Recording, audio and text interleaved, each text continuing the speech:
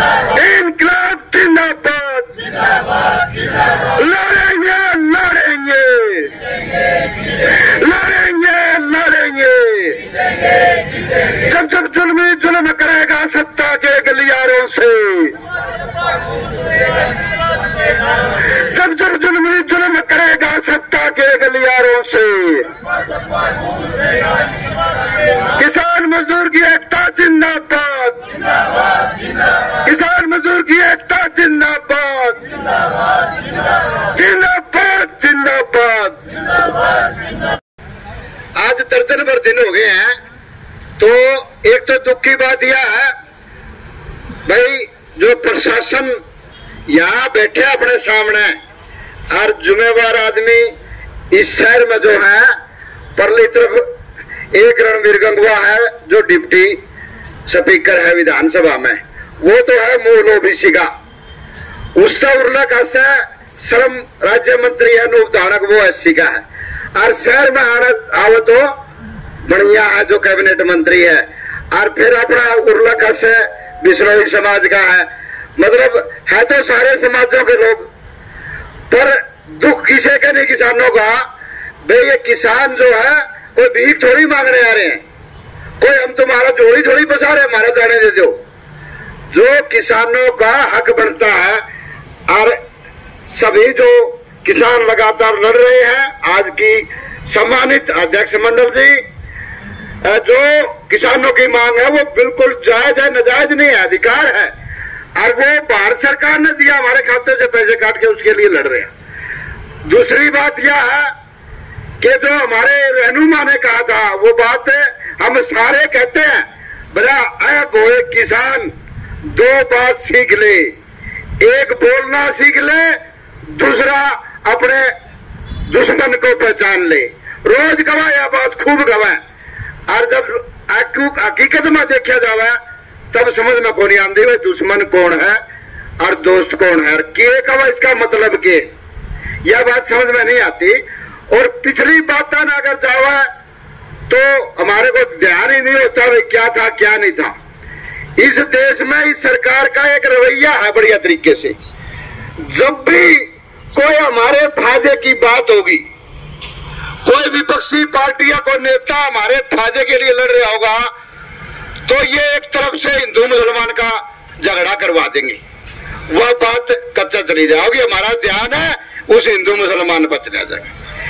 एक और इस सरकार ने लोकसभा में, मुझे गिनती नहीं आती वे कितने विधेयक लाए और पास कर दिए, और मन्नत आपने नहीं, जो लोकसभा में सदस्य बैठे ना उनने भी को नहीं बेरा। और इससे पहले देश की लोकसभा में अगर कोई विधेयक आता तो देश के 90% लोगों को पता चल जाता कि सरकार एक विधेयक लोकसभा में पेश कर रही है, उसका मतलब क्या है, उसमें पक्ष के लोग क्या कहते हैं और विपक्ष के लोगों का इतराज क्या है, आम लोगों को पता चल जाता। और या तो बिरानी एक घंटा में पास करवाते, बेरा कौन पड़ता कि तो ये प्रस्ताव है कि इसका लाभ होगा, किसका नुकसान होगा। और जो भी प्रस्ताव लेके आती है, जो भी विधेयक लेके आती है, उससे अगले दिन अडानी और अंबानी की आर्थिक शक्ति बढ़ जाती है।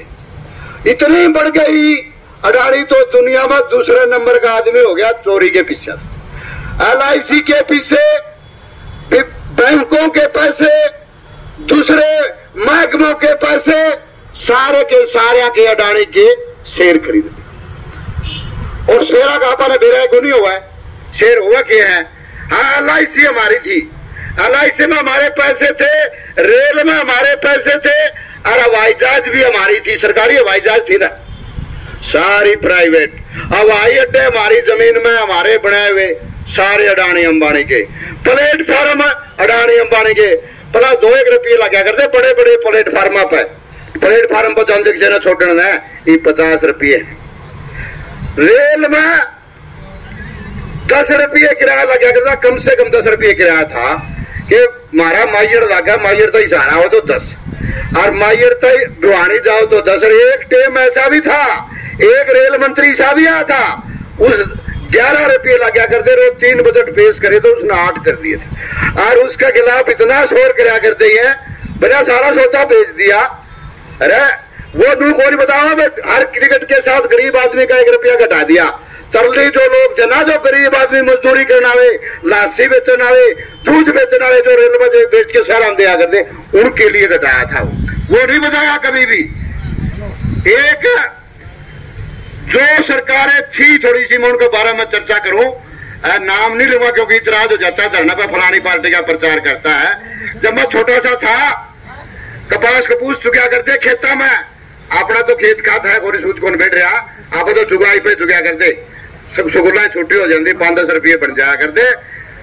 1989-90 की बात है, उस टाइम भाई मारे ब्योत हुआ करता, जब गायम गुम ब्याह में जाया करते तो साथी क्लास में पढ़ने वाले हुआ करते, एक दूसरे के कुर्ते मांग के जाया करते, इस तरह का ब्योत था हमारा। और उस टाइम की सरकार का मुझे पता रेट का, सरसों के रेट 1800 रुपए दिए थे और कपास के रेट 2400 दिए थे। उसके बाद वो कपास भी उस टाइम अच्छी हुई थी और सरसों भी अच्छी हुई थी, और वो रेड़ू के पहिए चो करके डाला करते रहे, वो बाद मारते मारते सारा का ग्रीस करवा लिया था। जिनके पहिए टूट रहे थे वो पहिए भी नए करवा लिए थे, और चमार की जुत्ती का ठान का जो था ना, वो जमा फिटी हो रही थी, वो घरा घेर दी थी। ऐसी पोजीशन उस टाइम आ गई थी। और उस सरकार ने आगे बढ़ने की जब कोशिश करी तो इस देश के जो सबसे बड़े धनी थे अंबानी, धीरू भाई अंबानी, उसने षड्यंत्र करके और भारतीय जनता पार्टी ने अपना रस चला दिया। राम मंदिर बनाएंगे, रामलला जाएंगे, और वो सरकार 11 महीने के बाद धराशायी कर दी।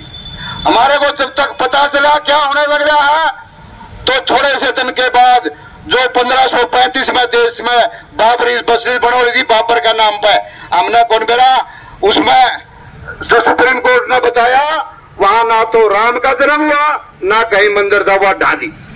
उस ढाल का मतलब था तब भी हम जो है ना विकास की तरफ जाते, किसानों की लड़ाई खड़ी होती, गरीबों की लड़ाई खड़ी होती, लोकतंत्र मजबूत होता, हिंदू मुसलमान के रोड़े करवा दिए।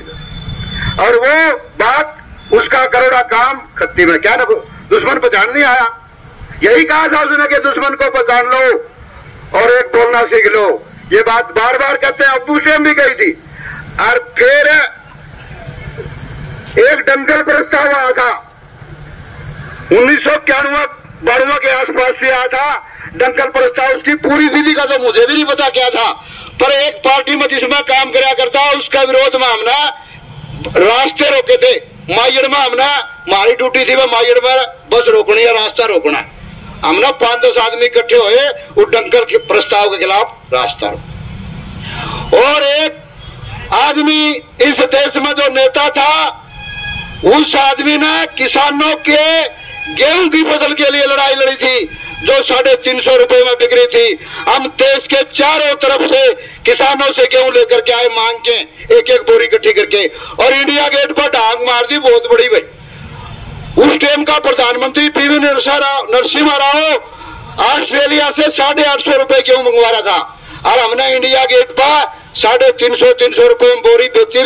सरकार से कहा कि भारत सरकार, हमारे किसानों की गेहूं 350 रुपए में बिक रही है और आप ऑस्ट्रेलिया से गेहूं मंगवा रहे हैं। उसी गेहूं के विरोध में 16 नवंबर 1992 को हम उन गेहूं का विरोध करने के लिए बॉम्बे में एक उस पर बंदरगाह पर गए, और उस बंदरगाह पर जो आदमी बैठे जिन्होंने लड़ाई लड़ी, वो मुझे तो लगता है कि वो किसान हितैषी थे, वो गरीब आदमी नहीं थे, कमजोर आदमी नहीं थे, बड़े बड़े नेता थे। तो उन लड़ाइयों को अगर हम भूल जाएंगे तो हमारे को दुश्मन पहचान में नहीं आएगा, कौन किसान का हितैषी है, कौन मजदूर का हितैषी है, हम जान नहीं पाएंगे। और 1996 में एक सरकार और बनी। उस सरकार का मुझे याद है, मेरे घर के पास में मिनी बैंक सोसाइटी थी। मेरा तो खाद खरीदने का सिस्टम को नहीं बना था, परंतु मुझे पता था भाई यहाँ मिनी बैंक सोसाइटी है, और अपने आसपास के लोग काम करा करते। किसानों ने डीएपी और यूरिया खरीदा, और उस सरकार ने फैसला लिया कि डीएपी और यूरिया के रेट कम कर दिए, और उस खरीदे हुए खाद के पैसे किसानों की सोसाइटी में आ गए। इसका मतलब कि में तो फर्क था। ये तो माननी पड़ेगी अगर ये बात सच है। आपने मेरी बात सच मानने की जरूरत नहीं है, आप हकीकत में जा सकते हैं। कोई भी आगे कि मैं भी कह के जा सकता, उसकी बात जब तक आप परख नहीं लो सच मानने की जरूरत नहीं है। यही वो है कि दुश्मन ने पहचाने वाली बात। एक जो बात और है, ये हमारा जो सम्मान था, महिला पहलवान हमारी बेटी थी, उन्होंने अपने सम्मान की लड़ाई लड़ी, हम लोगों ने बहुत साथ दिया। 2 बार मैं दिल्ली के जंतर मंतर पर गया और हमारे उस आज के नेता ने कहा कि बेटियों आप जीतोगी, हर हालत में जीतोगी, एक बात का ध्यान रखना, आपने ये जगह नहीं छोड़ना, आप जहां बैठी हैं वहां बैठे रहना, लोग आएंगे लड़ेंगे और जो अपराधी है ब्रजभूषण शरण वो गिरफ्तार होगा और किसने उसके साथ षड्यंत्र करा वो आपके सामने आ जाएगा। सुनने वाली बात है किसानों, वो आज नहीं कल आपके सामने आएगा। उन बच्चियों को, उन पहलवानों को भगा करके वहां से उठाया गया और गिरफ्तार हुए और फिर बाद में उनके साथ जो खेल हुआ आपके सामने है। मैं ऐसे लोगों को कभी भी अपना नेता नहीं मानता, उनके लोगों के साथ काम करने के लिए तैयार नहीं। आज से नहीं लड़ रहा मैं, 1990 से जहां भी किसी गरीब आदमी के साथ, किसी कमजोर आदमी के साथ, किसी महिला के साथ अन्याय होता है, अपराध होता है, उसके लिए हम लड़ते हैं। यहाँ 1992 में शकुंतला मैडम वो ठीक से जानती है, सुशीला बहन जो एक टीचर थी एक स्कूल में जावरी करकड़ी की, उसके साथ उस मौजूदा सरकार के आदमियों ने नकल रोकने के खिलाफ, वो नकल नहीं करवाना देना चाहती थी और सरकार के लोग जबरदस्ती नकल करवाना चाहते थे। उसका यहाँ हिसार की धरती से अपहरण हुआ और उसकी मृत्यु की गई, उसको मार दिया गया। हमने वो लड़ाई लड़ी थी, उस लड़ाई में मेरा योगदान था। मैं मेरे गांव से हिसार के पुराना गवर्नमेंट कॉलेज के मैदान पर पैदल आया था, 4-5 आदमियों ने लेकर के, उन आदमियों ने सुसाइड करके मरना पड़ा था, उन लोगों ने आत्महत्या करनी पड़ी थी, सीबीआई जांच हुई थी। तो इस तरह की जो लड़ाइयां हैं, उन लड़ाइयों में अगर कोई रिश्वत खाता है, उनके मान सम्मान को बेचने का काम करता है, उन लोगों को जनता के बीच में नहीं आना चाहिए और जनता उनको आते हैं तो उनको दुदकार देना चाहिए, चाहे वो किसी जाति के हैं, किसी धर्म के लोग हैं, उन लोगों से नफरत जरूरी है। ये जो सरकार है, अभी जो मणिपुर की जो घटना है, एक छोटी सी घटना पहले भी जिक्र हुआ है, एक लड़का वो जो आदिवासी कैंप में घायल हुआ था और उस घायल लड़के को 2 महिलाएं, एक वहां कुकी समाज है और एक मतई समाज है। मतई समाज श्रवण है, कुकी समाज दलित है और ऐसी माता है। वो लड़का कुकी समाज का था, उसमें जो महिला उसको लेकर के जा रही थी, एक गाड़ी में जो लेकर के जा रही थी, उस गाड़ी में एक जो महिला थी वो मतई समाज की थी, उसकी शादी जो है वो कुकी समाज में हुई थी। तो इसलिए उस महिला को भेजा गया था कि रास्ते में मतई समाज के लोगों का हजूम था, 2 से 4 हजार लोग वहां रोड पर खड़े थे। उन लोगों ने सोचा कि ये मतई समाज की लड़की है, इस पर रहम करेंगे, परंतु उन तीनों को उन समाज के लोगों ने जिंदा जला दिया। मेरा उसमें कहने का मतलब ये है, उसके अंदर आरएसएस की घुसपैठ है। एक इससे पहले की घटना मुझे याद है, 1999 में उड़ीसा में क्योंझर में एक ईसाई समाज का डॉक्टर वहां आदिवासियों की सेवा करता था। वो भी अपनी गाड़ी में सोता था रात को, 2 उसके बच्चे थे और एक वो डॉक्टर था, उस गोड़ियों की सेवा करता था, मरीजों की सेवा करता था फ्री में, उसको जिंदा जला दिया गया था। वो आदमी पकड़ा गया था, उसका नाम दारा सिंह था, वो आरएसएस का आदमी था। बात मेरी कहने की ये है, जब भी इस देश में जिंदा जलाने का काम करता है, जिंदा लोग जलाए जाते हैं, तो उसकी तय में आरएसएस, सांप्रदायिक लोग और ये जो है मोदी और का पार्ट पाया जाता है। कहीं भी आप जांच कर लेना, ये दुश्मन को पहचानने की बात है। उस टाइम भी हमने लड़ाई लड़ी थी 1999 में क्योंझर कांड के खिलाफ, पर वो लोग, उसकी सजा हुई, फांसी तो नहीं हुई, उम्र कैद हुई। वो लोग जो ईसाई समाज के लोग हैं वो कई बार दया कर देते हैं, वो फांसी नहीं तुड़वाना चाहते किसी को, वो खुद ही बयान दे देते हैं हमारी इच्छा ये नहीं है कि इसको फांसी पर लटका दिया जाए। ध्यान रखने की जरूरत है, कहीं भी इस देश में आगजनी होती है, जिंदा लोग जलाए जाते हैं, तो आरएसएस के लोगों की भागीदारी होती है। ये इस देश को इस तरह बांट रहे हैं, जब भी कोई लड़ाई खड़ी होती है एक पार्ट दूसरी तरफ खुल जाता है, हमारा ध्यान वहां चला जाता है। इन बातों का ध्यान रखना, जो बड़ी लड़ाई होती है टारगेट उसका रखना होता है। अगर बड़ी लड़ाई में वो लोग, ये जो ब्रजभूषण शरण सिंह है, इसको बचाने वाले आदमी ना इसको ब्रजभूषण शरण सिंह जी गया था। अरे कमाल की बात है, जो हमारी बेटियों के साथ यौन शोषण का अपराधी है और भारतीय जनता पार्टी का इतना बड़ा होता है, उसको बलात्कारी सांसद, घृणित आदमी, कमीना आदमी तो कह सकते हैं, हम उसको जी कहेंगे।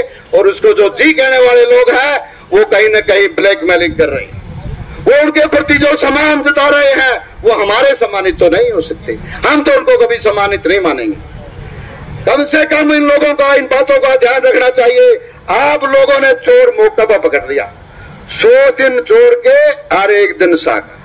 यह कंपनी भाजन वाली थी, जमा तैयार था, वे पैसे लेके खसक ले आड़त, और ये पगड़ी संभाल जट्टा के लोगों ने एन मोर्चा पर गेट का पक्का मोर्चा बिठा दिया और ये पकड़े गए।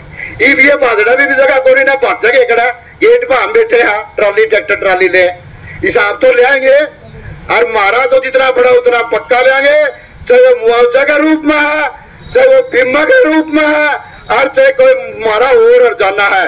किसान का जो बनता है, मजदूर का जो बनता है, वो लेंगे और लड़ेंगे। आप लोगों ने फिर लगातार बोलना अच्छा नहीं होता, कल भी बोले थे, उससे पहले भी बोले थे लगातार। अब जय संघर्ष जय किसान।